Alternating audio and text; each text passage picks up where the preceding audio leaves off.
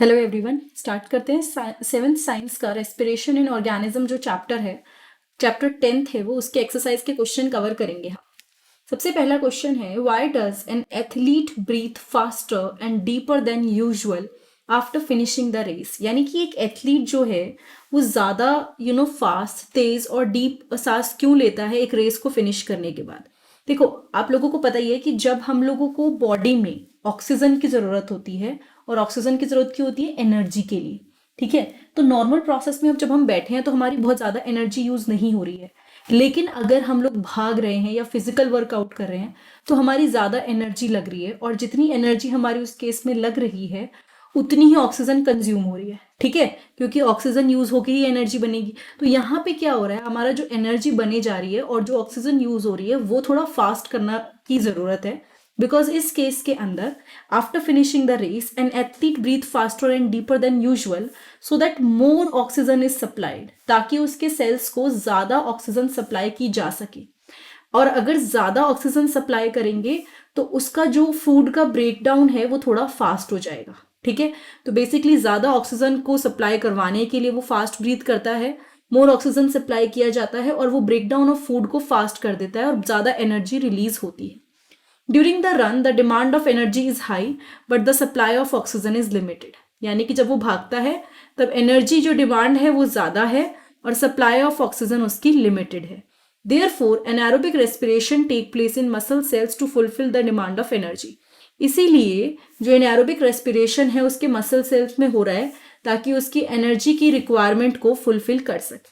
ठीक है, now second question है, list the similarities and differences between aerobic and anaerobic respiration. यानी कि जब एरोबिक और एनारोबिक रेस्पिरेशन होते हैं तो उसकी कुछ सिमिलैरिटीज और कुछ डिफरेंसेस हैं जिनके बारे में आप बताइए।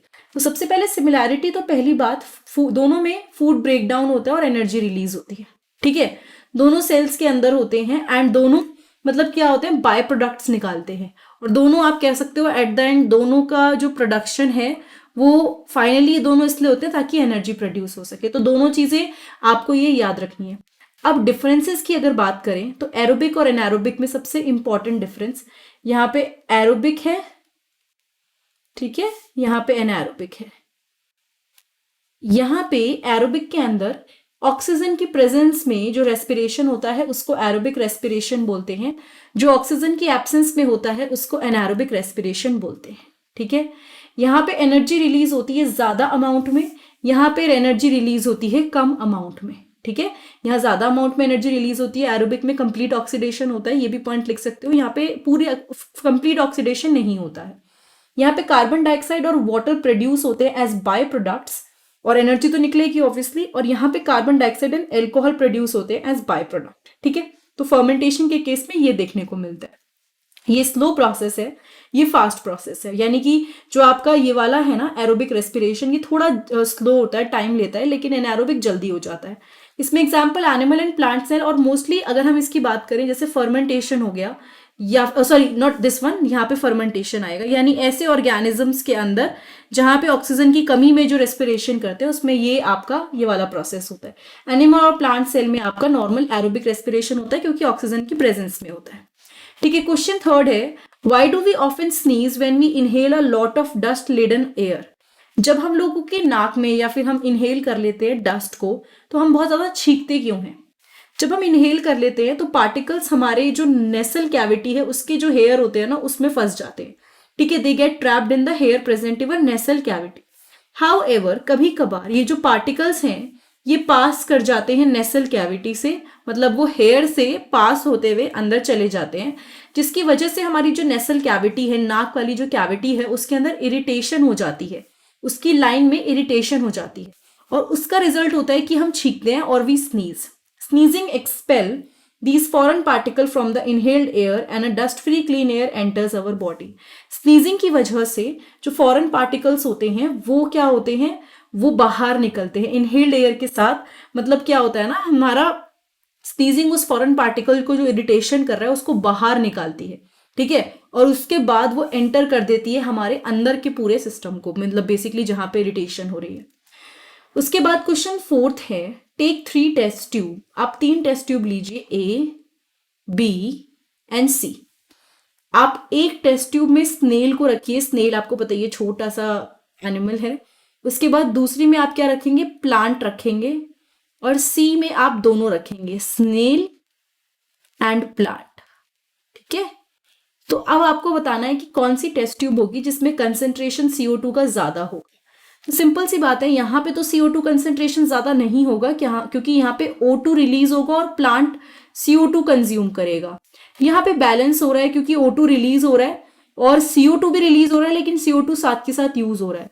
लेकिन इस केस में कोई भी और चीज नहीं हो रही है, केवल CO2 प्रोड्यूस हो रहा है। तो यहाँ पे इस टेस्ट ट्यूब में आपको ज्यादा कंसेंट्रेशन मिलेगी, किसकी, जो CO2 होगा उसकी। ठीक है, नेक्स्ट अब हम लोग टिक वाले क्वेश्चन करते हैं।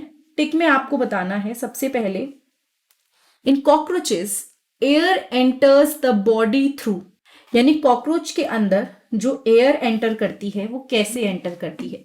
तो लंग्स तो है नहीं, गिल्स भी नहीं है, स्किन भी नहीं है, इसके केस में एक स्पेशल चीज है, that is basically the spiracles. ठीक है, स्पायरेकल्स आर द होल जो रेस्पिरेशन करने में हेल्प करते हैं इंसेक्ट के case. During heavy exercise we get cramps in the leg due to the accumulation of, heavy exercise की वजह से हमारे पैरों में क्रैम्प्स पड़ जाते हैं, किस चीज के एक्यूमुलेशन की वजह से।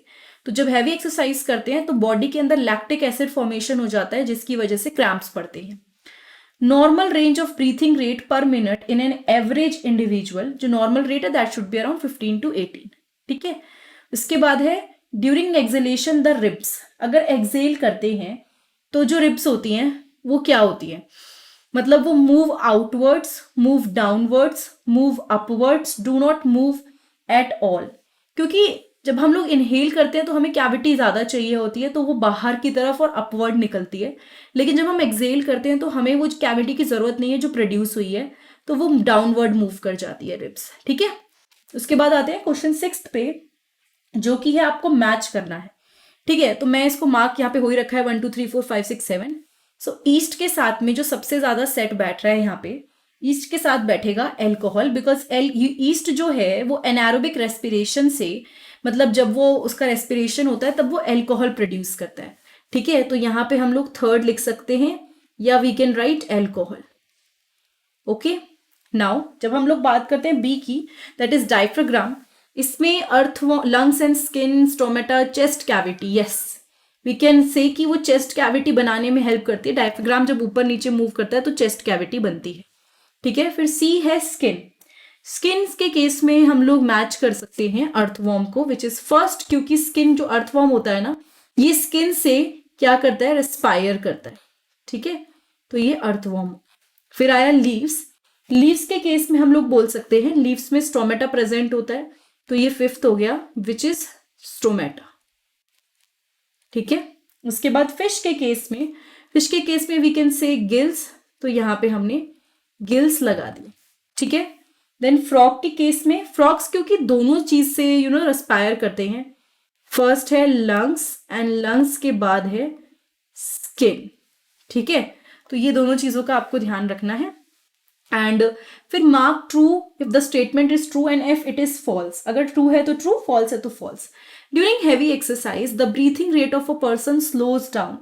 हैवी एक्सरसाइज के टाइम पे जो ब्रीथिंग रेट होता है पर्सन का वो धीरे हो जाता है, which is completely false. And why it is false, क्योंकि अगर हैवी एक्सरसाइज करेंगे तो बॉडी को ऑक्सीजन की ज्यादा जरूरत है और ब्रीथिंग रेट बढ़ेगा। ओके, देन है plants carry out photosynthesis only during the day and respiration only at night. ये भी गलत है, तो ऐसा नहीं है कि रेस्पिरेशन केवल रात को होता है, रेस्पिरेशन पूरे दिन होता है। ठीक है, तो यहाँ पे इसीलिए ये भी गलत हो गया, फॉल्स हो गया। Frogs breathe through their skin as well as their lungs. तो फ्रॉग्स क्या करते हैं, वो ब्रीथ करते हैं अपने स्किन के थ्रू और अपने लंग्स के थ्रू, विच इज ट्रू, क्योंकि ये बिल्कुल सही स्टेटमेंट है। The fishes have lungs for respiration. Fishes के पास लंग्स हम बोल सकते हैं कुछ के पास है, जैसे कि डॉल्फिन हो गई। ठीक है, या फिर हम बात कर सकते हैं वेल्स की, तो यहाँ पे हम इसको ट्रू कर सकते हैं। अदरवाइज दे हैव गिल्स, तो मोस्टली के पास तो गिल्स ही होता है, बट किसी किसी के पास आपका क्या होता है, लंग्स होता है। ठीक है, अगर फिशेज में वैसे मेजोरिटी में रखेंगे तो फॉल्स आएगा, और अगर आप एक दो को इंक्लूड करेंगे तो उसके अंदर ट्रू आ जाएगा। ठीक है, डिपेंडिंग क्वेश्चन क्या है, करेक्ट क्वेश्चन में आप फिशेज में आप गिल्स में इसको फॉल्स ही कंसिडर करोगे। The size of the chest cavity increases during inhalation, यानी कि जो हमारी चेस्ट कैविटी जो स्पेस है वो बढ़ती है इनहेलेशन के टाइम पे, एंड इट इज ट्रू। देखो जब आप इनहेल करते हो ना, तो इनहेल करते टाइम हमें चाहिए कि स्पेस ज्यादा बने, और वो स्पेस ज्यादा बनती है किससे, इनहेलेशन प्रॉपर। अगर आप स्पेस नीचे बनेगी तो ज्यादा से ज्यादा हवा जाएगी, इसलिए यहाँ पे ट्रू हो गया। ठीक है, क्वेश्चन 8 है गिवन बिलो। यहाँ पे आपको पूरा स्क्वायर एंड लेटर्स दिए हुए हैं, बेसिकली आपको वर्ड्स ढूंढने हैं जो आपको लग रहे हैं कि सेट बैठ रहे हैं। ठीक है, तो यहाँ पे ये आपके कुछ कुछ वर्ड्स हैं जिसको हम सॉल्व करने की कोशिश कर सकते हैं। ठीक है, सबसे पहले अगर हम देखें कि फर्स्ट वर्ड कह रहा है ट्रैकिया, तो ट्रैकिया के केस में हमें ट्रैकिया ढूंढना है, या फिर देखो ये जो है ना हमारा the air tubes of insects, तो वो जो एयर ट्यूब्स होती हैं दैट इज ट्रैकिया। ठीक है, तो आप उससे उसको पहले बना दोगे, पहले इसको ही कंप्लीट कर लेते हैं। उसके बाद skeletal structure surrounding chest cavity, वो आपका जो स्ट्रक्चर है चेस्ट कैविटी को सराउंड करता है that is ribs. Muscular floor अभी अभी डिस्कस किया है, जो हमारी कैविटी होती है उसका जो मस्कुलर फ्लोर होता है उसको हम लोग डायफ्राम बोलते हैं। ठीक है, tiny pores on the surface of the leaves, जो लीव्स पे छोटे छोटे से पोर होते हैं they are called the stomata. Okay, small opening on the sides of the body of an insects, छोटी छोटी सी जो ओपनिंग्स होती हैं किसी भी इंसेक्ट के, उसमें हम क्या रखेंगे, so that would be spiracles. Okay, respiratory organ कौन है, lungs, and the opening through which we inhale, जिससे हम इनहेल करते हैं that is nostrils. And an aerobic organism वो हमारा ईस्ट रख सकते हैं। An organism with the tracheal system, कोई भी ऑर्गेनिज्म आप लोग लेके चल सकते हैं जो आपको सुटेबल लगे, इसमें हम ढूंढ भी लेंगे कौन सा है, बट अदरवाइज इसके हिसाब से आप मतलब it's up to you actually में आप कौन सा एनिमल ढूंढना चाहते हो। जो आपको एनिमल आराम से मिल जाए वो इस कैटेगरी में आ जाएगा, चाहे वो एंट हो गया, चाहे वो कॉकरोच हो गया, कोई भी हो गया। अब आपको इन वर्ड्स को इसके अंदर ढूंढना है, that is the simple task. ठीक है, आई थिंक ये हो गया। अब लास्ट क्वेश्चन है the mountaineers carry oxygen with them because, जो माउंटेनियर्स होते हैं वो अपने साथ ऑक्सीजन कैरी करते हैं, क्यों, वो बेसिकली इसलिए कैरी करते हैं क्योंकि अब ऊपर जो हवा मतलब amount of air available to a person, ऊपर जितना आप जाओगे ना, नीचे से ऊपर आप जाओगे हिली एरियाज में, वहां पे ऑक्सीजन का कंसेंट्रेशन जो है वो डिक्रीज होता जाता है। तो अगर ऑक्सीजन नहीं लेके जाएंगे तो उनके लिए सर्वाइवल थोड़ा मुश्किल हो जाएगा। So the right answer would be B part, the amount of air available to a person is less than that is available on the ground. So B is the right answer and I think we are done here. हम लोगों ने पूरी exercise खत्म कर ली respiration वाली। ये video आपको अच्छी लगी है तो प्लीज चैनल को लाइक कमेंट एंड सब्सक्राइब करना बिल्कुल मत भूलिएगा। नीचे डिस्क्रिप्शन बॉक्स में आपको सारे लिंक्स मिल जाएंगे, उन लिंक्स के अंदर आपको सारी काम की इन्फॉर्मेशन, सारी प्लेलिस्ट के लिंक मिलेंगे। प्लस आप लोग क्या कर सकते हैं ना, मेरे चैनल पे डायरेक्टली प्लेलिस्ट पे जाके देख सकते हैं, मैंने अलग अलग प्लेलिस्ट बना रखी है, वहां पे जाके आप वीडियोस देख सकते हैं। ठीक है, so I think that is it for today and फिर अगली क्लास में मिलते हैं, और नीचे डिस्क्रिप्शन बॉक्स जरूर चेक कीजिएगा।